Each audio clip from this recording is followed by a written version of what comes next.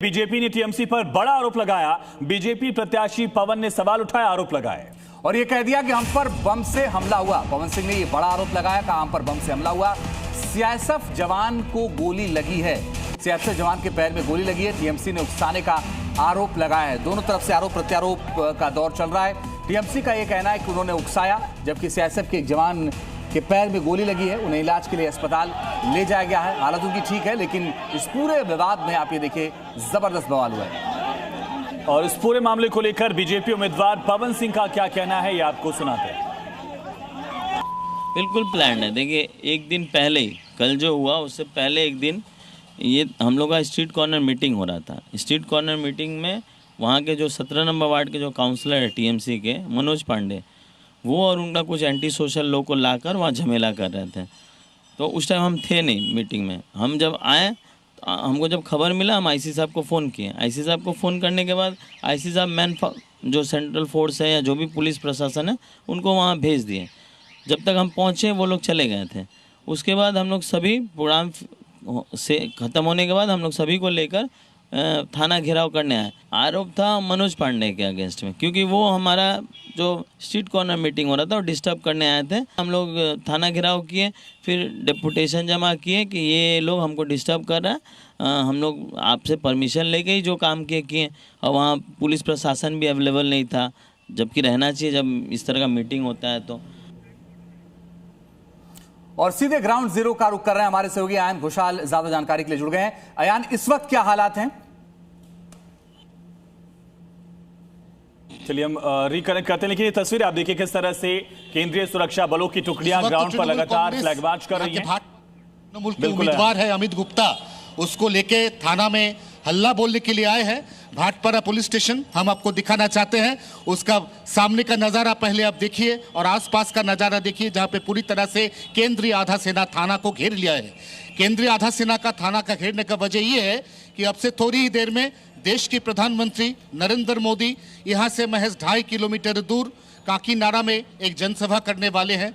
पश्चिम बंगाल में परसों आखिरी मतदान है, आखिरी चरण का। क्या पीएम की रैली से पहले माहौल खराब करने की साजिश थी? इस पर कुछ जानकारी मिल पाई है? मकसद क्या था इनका? तृणमूल कांग्रेस इस तरह से भाटपारा पुलिस स्टेशन।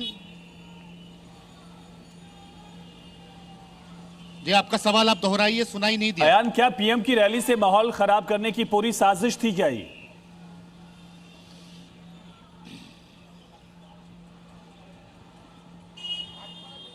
बिल्कुल की जा रही थी। तृणमूल कांग्रेस का इस वक्त यहाँ पे पुलिस स्टेशन के सामने आना और यहाँ पे करीब 100 की कगार पर महिला को जमा करना।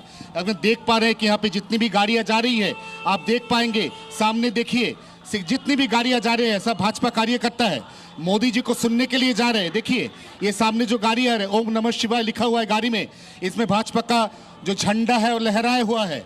और ये जो जिस रूट से ये गाड़ियां जा रही है मोदी जी की जनसभा को अटेंड करने के लिए, उसी रास्ते में तृणमूल कांग्रेस काफी सारे महिलाओं को लेकर यहाँ पे थाना घेराव करने वाले थे। इसके चलते देखिए उस तरफ तृणमूल कांग्रेस के कार्यकर्ता खड़े हैं, यहाँ पे गाड़ियां जा रही हैं। लौटेंगे आपके पास, लेकिन इस बीच जो बड़ी खबर आ रही है वो भी दर्शकों को बता दें। जगदल में हिंसा पर एक्शन हुआ है, 15 आरोपियों के घर पर रेड हुई है और अब तक 4 आरोपी गिरफ्तार हुए हैं। सभी आरोपी टीएमसी के कार्यकर्ता हैं, टीएमसी से जुड़े हुए। तस्वीरें आप देखिए किस तरह से देर रात से ये एक्शन शुरू हो गया था। जगह जगह दबिश दी जा रही थी, पूछताछ की गई और 15 आरोपियों के घर दबिश देकर 4 आरोपी गिरफ्तार किए गए।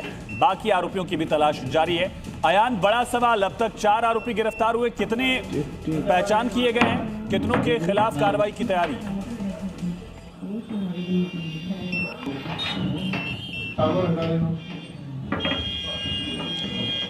थाने में लगा हुआ कैमरा का सीसीटीवी फुटेज से यह साफ है, कम से कम 25 से 30 यहाँ पे सीधी तौर पर यहाँ पे आरोपी है। उसमें से 11 तृणमूल कांग्रेस की बहुत खास आदमी है यहाँ पे, जिसमें 11 में से 6 काउंसिलर है। काउंसिलर सभी भाटपारा जगद्दल इलाके के हैं। इसमें से 4 जो गिरफ्तार हुए उसमें एक काउंसिलर शामिल है, बाकी 3 काउंसिलर, उसमें एक डिप्टी चेयरमैन है म्युनिसिपल कॉर्पोरेशन का, उसकी खोज अभी जारी है।